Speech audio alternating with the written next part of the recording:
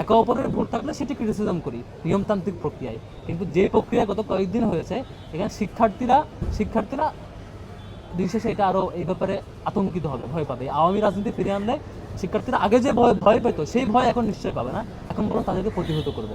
আমরা সব সংগঠনের প্রতি অনুরোধ করব, এই যে জসিমউদ্দিন খান জসিমউদ্দিন, তিনি চোখ হারিয়েছেন। তিনি আমাকে কালকে ফোন দিয়ে বলছেন, ভাই আমি তো চোখের জন্য হারাইনি, আমার চোখ হারানোটা সার্থক হইতো, আমি হয়তো আন্তর্জাতিক বিষয় সম্পর্কে দাঁড়াইছি, এটা দাঁড়ানোর কোনো ফ্যাক্টর না।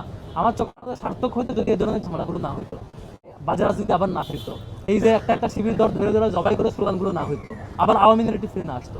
আর এটা আমাদের ব্যর্থতা, সামগ্রিক ব্যর্থতা। যদি আমরা এত বড় একটা জুলাই গণ অভ্যুত্থান হওয়ার পরে, এত মানুষের শহীদ হওয়ার পরে আমরা একটা সুন্দর ডেমোক্রেটিক পরিবেশ ক্যাম্পাসে দিতে না পারি। আমাদের গতকালকে থেকে আমরা দেখেছেন, গতকালকে আমাদের ছাত্রী হলে প্রজেকশন মিটিং ছিল ফজিলুদ্দিন হাসান মুদির হলে। আমরা নারী শিক্ষার্থী বোনদের স্বতঃস্ফূর্ত রেসপন্স, কথা বলতে, আমরা তাদের পরামর্শগুলো নোট দিয়ে এসেছি, তাদের নোট করার সাজেশনগুলো আমরা নিয়ে এসেছি, তাদের প্রশ্নগুলোর উত্তর দিয়েছি, তাদের অভিযোগগুলো শুনেছি দীর্ঘক্ষণ জুড়ে। শিক্ষার্থীদের সেই রেসপন্স আমরা পেয়েছি। আজকে আমাদের শামসুন্নাহার হলে সেখানে শিক্ষার্থীদের ইনশাআল্লাহ রেসপন্স পাবো।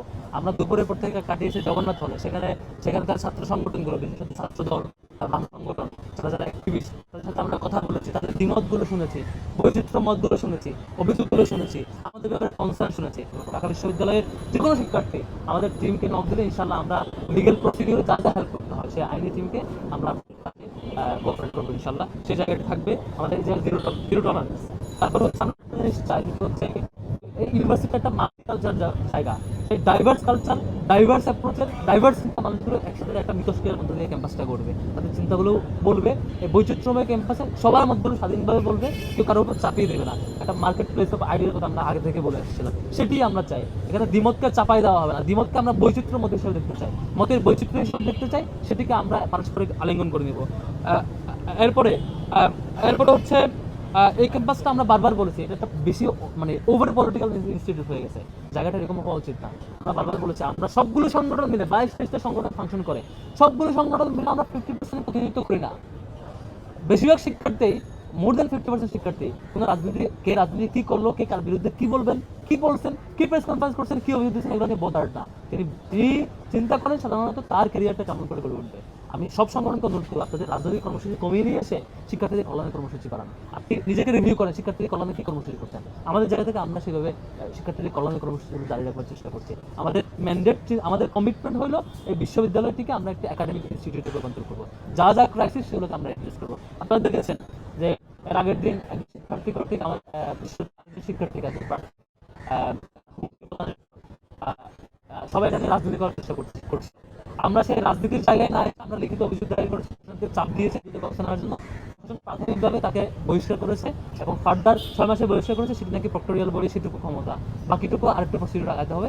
আমরা এই জায়গায় জিরো টলারেন্স। আমাদের শিক্ষার্থী বোন সেফটির জন্য তিনি যে মতেরই হোক না কেন, যিনি শিক্ষার্থী বোন তিনি আমার বোন, তিনি যে মতেই বিলং করেন না কেন, তার প্রতি কোনো ইনজাস্টিস হলে, তিনি কোনো ভিক্টিম হন, তার ব্যাপারে আমরা এই স্ট্যান্ড আমরা ক্লিয়ার রাখবো। সেটা রাজনীতি করার জন্য না, সেটার জন্য রাজনৈতিক এজেন্ডা বানানোর অভিপ্রায় কারো থাকা উচিত না, বরং প্রত্যেক দলেরই উচিত যে কোনো বোন করা। বরং আমরা সেই নারী বোনকে বলেছিলাম, শিক্ষার্থী বোনকে, যে আপনি যদি মামলা করতে চান আমাদের টিম রেডি আছে, আপনারা বললে আমি রেডি করে দেবো। প্রেস কনফারেন্সে এসে বলেছি। এবং গতকালকে প্রেস কনফারেন্স করে যখন আমরা বিভিন্ন কিছু নিন্দা জানিয়েছিলাম, বিভিন্ন কিছু শো করেছিলাম, এরপরে দেখেছি অনেক কেউ বরং সেগুলো নিয়ে আবার অন্য খুবই দুঃখজনক। আসলে শিক্ষার্থীরা, ঢাকা বিশ্ববিদ্যালয়ের শিক্ষার্থীরা খুবই ম্যাচিউর। আপনারা রাজনীতি করতে যাবেন, আওয়ামী লীগ তার সামগ্রিক ক্যাপাসিটি দিয়ে 15 বছর কোলে উঠতে পারে না, পালাইতে হয়েছে, এটাই আউটপুট। যখন আপনি বাজারে প্রচুর যাবেন, একদিন সে আপনাকে ভুগতে হবে। সবাইকে আহ্বান করবো সুন্দর ক্যাম্পাস নিয়ে আসার জন্য। আমাদের আজকে দেখেছেন রায় দিয়েছে, হাইকোর্টের রায় সংক্রান্ত আপনারা দেখেছেন, সেটার ব্যাপারে ফিডব্যাক হলো, নাম্বার 1, যিনি হাইকোর্টে রিড করেছেন তার দ্বিমতের প্রতি, তার অ্যাপ্রোচের প্রতি আমি শ্রদ্ধাশীল। আর রিপিট, যিনি হাইকোর্টে রিড করেছেন আমার বিরুদ্ধে, আমার ব্যাপারে, তার দ্বিমতের প্রতি আমি শ্রদ্ধাশীল ছিলাম, এখনো শ্রদ্ধাশীল। এটা আমাদের সম্পাদক মন্ডলীরা প্রত্যেকের 12 মাসের বিজয়ী হলে কি কি কাজ করবে, প্ল্যান করছে, কোন মাসে কি কাজ করবে, সেই প্ল্যানটা আমাদের ওয়েবসাইটে পাবেন, www.unitedstudentsalliance.org, সেখানে পাবেন ওয়েবসাইটে। আমরা পূর্ণাঙ্গ ইস্তাহার সেখানে দিয়েছি। আর সিপিএসে যেগুলো নিরাপদ ক্যাম্পাস, আবাসন সংকট সমাধান, নারী শিক্ষার্থীদের নিরাপত্তা, চিকিৎসা সুবিধা ও স্বাস্থ্যসম্মত খাবার, উন্নত পরিবহন, ক্যারিয়ার গঠনের তথ্য ও পর্যাপ্ত তথ্য ও সেবা, তারপর 6 নো যেগুলো, সেগুলো হচ্ছে কর্তৃত্ববাদী রাজনীতি, নির্যাতন ও সহিংসতার ব্যাপারে একদম জিরো টলারেন্স, নো থাকবে। গেস্ট গণধর্ম কালচার যাতে কেউ শুরু করতে না পারে সেই প্রচেষ্টা আমাদের যাত্রা অলওয়েজ থাকবে। বৈষম্যমূলক নীতি এবং আচরণ যা যা আছে সেগুলো মূলোৎপাটনে আমাদের যাত্রা অব্যাহত থাকবে। মাদক, ছিনতাই এবং চাঁদাবাজি যাতে একদম জিরো লেভেলে নিয়ে আসা যায় সেই সংগ্রাম আমাদের যাত্রা থাকবে। লাঞ্চের পরে আসেন যে কালচার রেস্টেবিলিং, সেটিকে জিরো পর্যায়ে নিয়ে এসে পুরোটাই ডিজিটাল ভার্সনে নিয়ে আসার যাত্রা আমাদের থাকবে। এবং ইসলামোফোবিয়া এবং সাইবার বুলিং এই ব্যাপারে আমাদের অলওয়েজ নো থাকবে। এই 6 ইয়েস এবং নো যাত্রা আমরা জারি রাখবো বলে আমাদের সংগ্রাম আমরা রাস্তাতে জয়ী হই কিংবা জয়ী না হই, কিংবা ভোট পায় কিংবা ভোট না পায়, এই ইস্যুর সাথে রিলেটেড আপনারা দেখেছেন আমাদের জায়গায় এর আগে থেকে আমাদের প্রার্থীরা এক একজন এক এক প্ল্যাটফর্ম থেকে এই যাত্রাগুলো জারি রেখেছেন। আমরা শিক্ষার্থীদের ম্যান্ডেট পেয়ে জয়ী হয়ে আসলে আমরা আমাদের জায়গা থেকে বিশ্ববিদ্যালয়ের সামগ্রিক রিসোর্স শিক্ষার্থীদের ম্যান্ডেটটি এই মৌলিক জায়গায়, এই মৌলিক অধিকারের জায়গায় 6টা ইয়েসের জায়গায় আমরা সিরিয়াস থাকবো, 6টা নোর জায়গায় আমরা সিরিয়াস থাকবো। এবং এর সাথে 36টাতে রিফর্ম প্রজেক্ট নিয়েছি আমরা ক্যাম্পাসের 12 মাসে, সেই প্রজেক্টগুলো বাস্তবায়ন করবো এবং সম্পাদক যে মৌলিক জায়গাগুলো রেখেছেন সেগুলো আমরা জারি রাখবো। আসলে কারণ ডাকসু সবার আত্মার সাথে মিশে গেছে শিক্ষার্থীদের। ডাকসু যদি আপনি না দিতে চান, বানচাল করতে চান, আপনার অস্তিত্ব থাকবে না এখানে। ডাকসু হতে হবে, ষড়যন্ত্র করে দিয়েও পারবে না। ডাকসু টাইমলি হবে, ঢাকা বিশ্ববিদ্যালয়ের শিক্ষার্থীরা সবাই সমন্বিতভাবে একটা ব্যাপারে একমত, ডাকসু হবে। সুতরাং ডাকসু হবে বলে নিশ্চিত আমি আশঙ্কা লক্ষ্য করছি না। ষড়যন্ত্র হতে পারে, সেই ষড়যন্ত্র শিক্ষার্থীরাও প্রতিহত করবে ইনশাআল্লাহ। আমরা ভোট কেন্দ্র বেড়েছে সেই দিক থেকে, ভোট কেন্দ্র কিন্তু বেড়েছে বারবার আমরা কনসার্ন দেওয়ার কারণে বেড়েছে। এবং ইউনিভার্সিটি কর্তৃপক্ষ বলেছে আপনারা আরও বাড়ানো দরকার। আমরা বারবার লিখিত কনসার্নও দিয়েছি, মৌখিক কনসার্নও দিয়েছি বারবার কেন্দ্র বাড়ানোর জন্য। কারণ জি বলেছে আমাদেরকে হচ্ছে ভোট কেন্দ্র না বাড়ালে সে কেন্দ্রে বুথ বাড়াবে, দেখা যাক কতটুকু বাড়াতে পারে। অন্যদের কনসার্ন হচ্ছে কেন্দ্র বেশি বাড়ালে সিকিউরিটি এবং সামগ্রিক ব্যাপারটা ম্যানেজমেন্ট তারা কম পারবেন বলে বিষয় চিন্তা করছেন, যেহেতু বড় স্পেসিফিক দরকার। আমরা বলছি সবাই চেষ্টা করেন বুথ যেতে পারে, বেশি সংখ্যক বুথ দিয়ে সব সংখ্যক শিক্ষার্থীর ভোট প্রদানে একটু ক্রিটিক্যাল হবে। আপনি কিছু আগে বলেছেন যে এটা এখন যে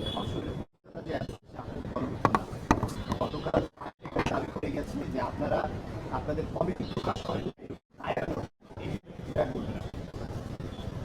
অনেক কিছু বলে আর কি, তারা সকাল বিকাল মানে সকালে একটা বলে বিকালে একটা বলে, বারবার মিথ্যে বলে, সত্য আমরা রেসপেক্ট করি। আর তাকে নিয়ে যা রিপ্লাই কালকে আমার পরশু আমরা দিলাম, এবং সেই রিপ্লাইকে যদি অ্যাড্রেস করে কেউ কোয়েশ্চেন করতে পারে সেই কোয়েশ্চেনটা আমি ডিলেট মনে করবো। ওই কোয়েশ্চেনের অ্যান্সার না শুনে আবার সেম প্রশ্ন সেম কবিতা পাঠ করা এটা কোয়েশ্চেন মনে করবো না, সেটা বলবো হচ্ছে উনি অ্যানালাইসিস করার ক্যাপাসিটি হারিয়েছেন, সেই কারণে আবার সেম প্রশ্ন রিপিট করছেন। আচ্ছা ফরাদ, আরেকটা প্রশ্ন, সেটা হলো যে আমরা মানে আপনাকে নিয়ে যে মানে রিটটা হলো যে আপনি এখন ছাত্রলীগের রাজনীতির সাথে যুক্ত ছিলেন, সেটি তো আজকে আদালত খারিজ করে দিল, কিন্তু আজকে আপনার নামে আরেকজন তিনি দাবি করছেন যে সেই ফরাদ আপনি না, সেই ফরাদ সে, অর্থাৎ এখন ফরাদের ছড়াছড়ি আমি দেখতে পাচ্ছি। এটা আসলে সলভ ইস্যু, আর আদালতের ইস্যু নিয়ে আমার কোনো কমেন্ট নাই। আদালত, আমি অলওয়েজ বলছি আদালতে আলাপ হোক, আদালতে রায় হোক, যখন যেটা রায় হবে সেটা নিয়ে আমি আস্থাশীল, শ্রদ্ধাশীল। আর কে কি করেছে না করেছে এই নাচগুলো আমি দেখতে চাই না। আসলে এগুলো শিক্ষার্থীরা চায় না, দিন শেষে শিক্ষার্থীরা চায় আপনি শিক্ষার্থীর জন্য কী করতে চান, সামনে কী করতে চান। বারবার এই যে ঝগড়া করা, একেবারে বিরুদ্ধে করা, এগুলো হয়তো মিডিয়ায় হাই ফুটে, পারস্পরিক অনেক ভিউ হয়, অনেক আলাপ হয়, ঢাকা ভিতরে শিক্ষার্থীদের একটুও কল্যাণ হয়। সবার জায়গা থেকে কাজ হওয়া উচিত শিক্ষার্থীদের কল্যাণটা আমরা কী করতে পারি। যে কাজগুলো শিক্ষার্থীদের কোনো কল্যাণ নাই সেগুলো নিয়ে আলাপচারিতা করা, আপনার ডাকসুকে রাজনৈতিক এজেন্ডা বানানো, এটা মানে দ্বিচারিতা। ডাকসুকে রাজনৈতিক এজেন্ডা না বানায় রাজনৈতিক কল্যাণের জন্য, নিজের কল্যাণের জন্য কাজে না লাগিয়ে শিক্ষার্থীর জন্য আপনি কী করতে চান, আপনার কতটুকু ক্যাপাসিটি আছে, কোথায় ইমপ্রুভ করার জায়গা আছে, আমার ম্যান্ডেট কি, আমি শিক্ষার্থীর কাছে যাওয়া উচিত, সে কাজগুলো হওয়া উচিত। Thank you.